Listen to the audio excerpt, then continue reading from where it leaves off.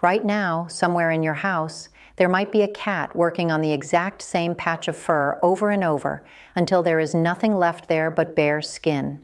You have probably watched it happen and told yourself it would stop on its own, that maybe it was just an itch, maybe it was nothing. The answer that actually helps most of these cats fits on a spoon, but not the way you are picturing it, and definitely not in the amount most people guess. Before that spoon goes anywhere near the bowl, there is one thing almost every owner gets wrong, and it has nothing to do with which product they buy. The mistake sits in how much of it goes in and how fast. Get that part wrong, and the fix that was supposed to calm an itchy, patchy cat can upset a stomach instead, or just quietly do nothing at all. That is exactly why the real amount comes later, after you know what is actually happening under that fur.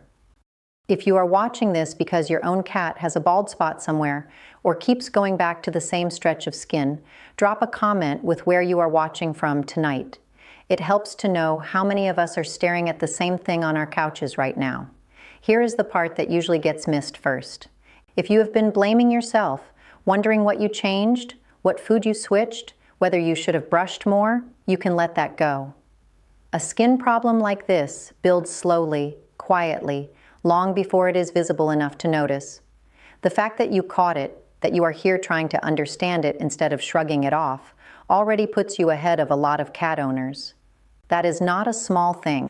There is also a myth sitting underneath most of this, and it is worth clearing out before anything else. A lot of people assume itchy, flaky skin means the cat needs a bath, or a different shampoo, or just needs to be told somehow to stop scratching so much. It looks like a surface problem. The skin is right there, visible, so the instinct is to treat the skin. That instinct is usually wrong. Dry, irritated skin behaves a lot like chapped lips in the middle of winter. Easy to ignore for a while, easy to explain away right up until it cracks and suddenly cannot be ignored anymore.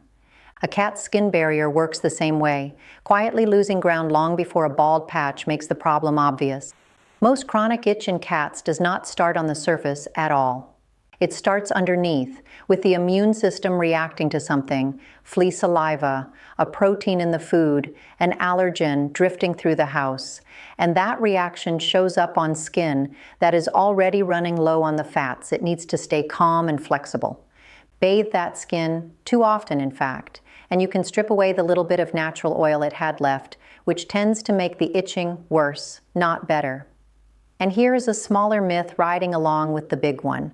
A lot of owners think of fish oil as a nice extra, something for a shinier coat, rather than something that actually changes what is happening in inflamed skin. It is easy to see why.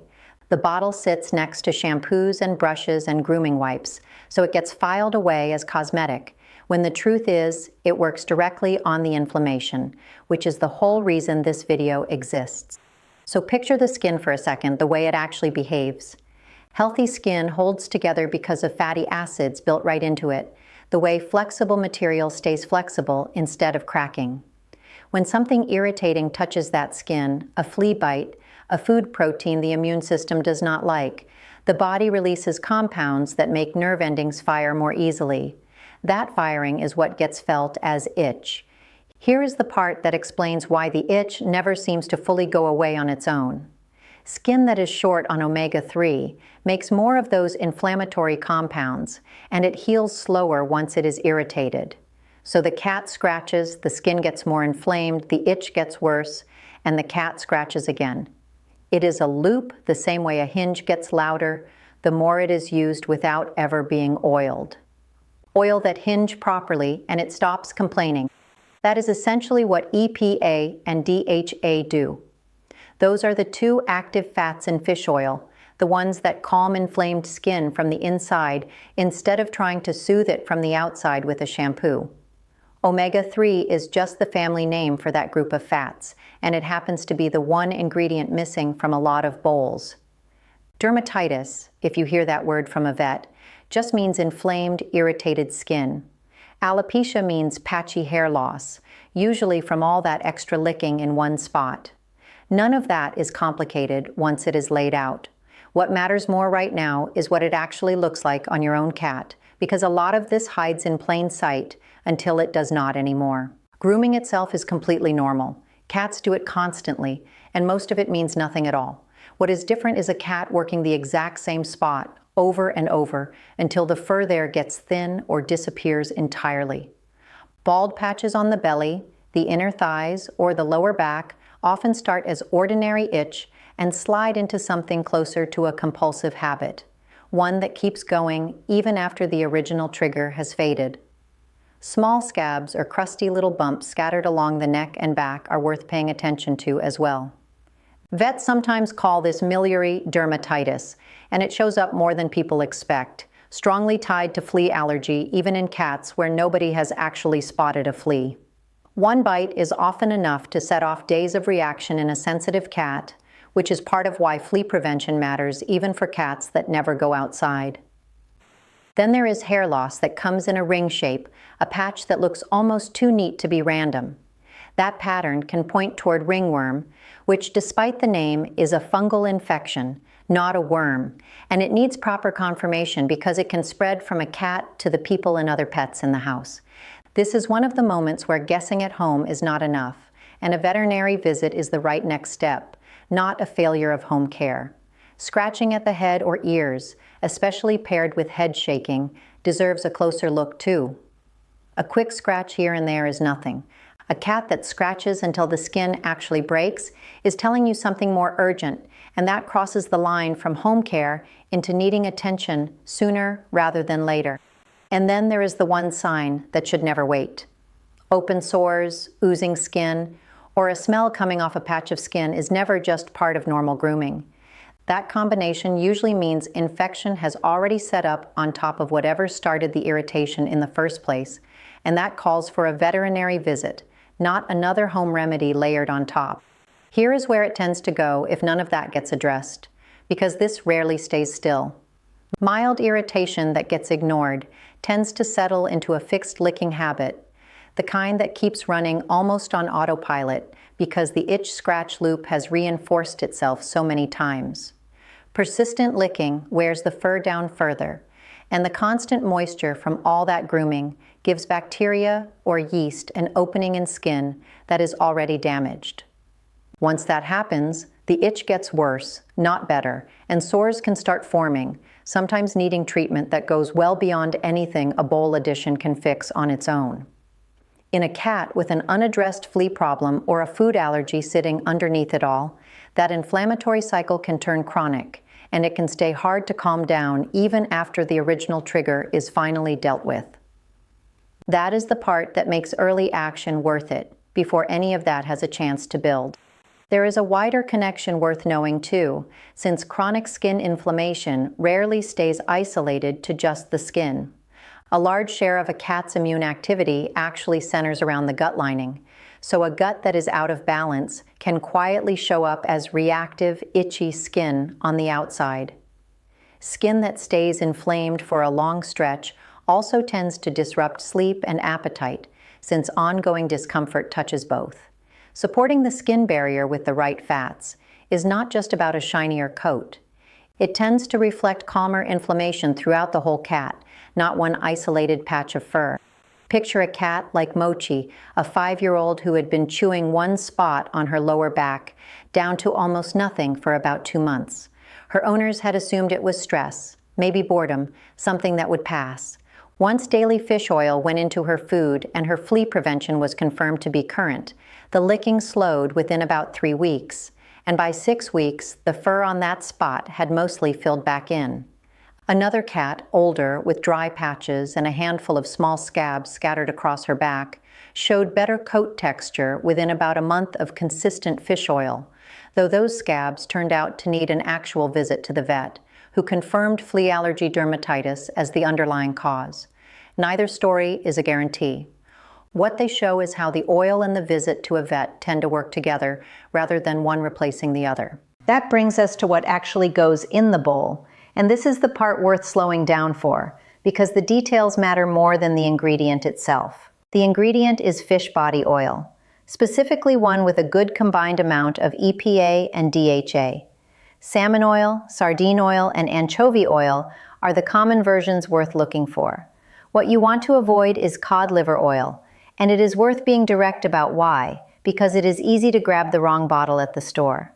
Cod liver oil is very high in vitamin A and vitamin D, and using it daily at the kind of amount you would use a regular fish body oil can slowly push a cat toward toxic vitamin A levels over weeks, which can end up harming bones and joints instead of helping skin.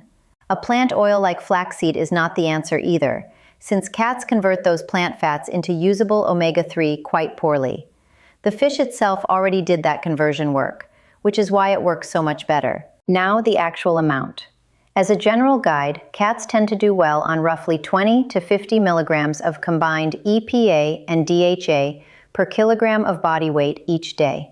For an average adult cat, somewhere around 4 to 5 kilograms, that usually lands around 100 to 250 milligrams a day, though the exact number always depends on the concentration printed on whatever product you are actually holding, since strength varies a lot between brands. Here is where the title of this video gets a small but important correction. In kitchen terms, that safe daily range usually works out closer to 1/8 to 1/4 teaspoon of a typical liquid salmon oil, not a full teaspoon. A full teaspoon of a concentrated product can push well past what most cats need, which is exactly the kind of well-meaning mistake that stalls progress instead of speeding it up. Start low, check the label on whatever bottle is in your hand, and let that be the final word over any general number, including the ones in this video. Give it once a day, mix directly into wet food so it does not just sit on top where it gets licked off separately and wasted. Starting at the lower end for the first week gives a sensitive stomach time to adjust before moving up to the full amount. Kittens and older cats do best staying closer to that lower end, introduced even more slowly than an adult cat in the middle of life. Most owners notice some change in coat texture within 2 to 3 weeks. The itching itself, and any real regrowth in a bald patch, usually needs a longer window, somewhere around 4 to 8 weeks of consistent daily use, before you can honestly judge whether it is working. And if 8 weeks pass with nothing changing at all, that is information too, not a failure on your part. It usually means the underlying trigger, a flea that was missed, a food ingredient the immune system reacts to, a fungal infection that needs its own treatment, is still active and needs a veterinarian to properly identify it. The oil supports the skin either way. It was never meant to out-argue an untreated allergy on its own. Flea allergy in particular deserves a little more respect than it usually gets, because it is considered the single most common trigger behind exactly this kind of itchy, patchy fur. A sensitive cat can react for days after just one bite, which is part of why a household can swear there are no fleas and still be dealing with a flea-driven reaction underneath everything else. One more layer belongs in this same protocol, and it is easy to skip because it feels separate from the oil itself. Year-round flea prevention matters even for a cat that never sets foot outside, since fleas remain the single most common trigger behind exactly this kind of itchy, patchy skin. If fleas are confirmed to not be the issue, a slow food trial can be worth exploring next, always as its own separate step, and always with any real diagnosis or medication decision left to your own veterinarian rather than guesswork at home. A few things are worth keeping firmly off the table while you are doing any of this. Never use essential oils on a cat or run them in a diffuser nearby, since cats process these compounds very differently, and even ambient exposure in the air can cause real toxicity. Onion, garlic, and chives are more dangerous for cats than they are for dogs, and even small amounts can damage red blood cells. Lilies are a severe kidney failure risk and genuinely should not be anywhere in a home with a cat.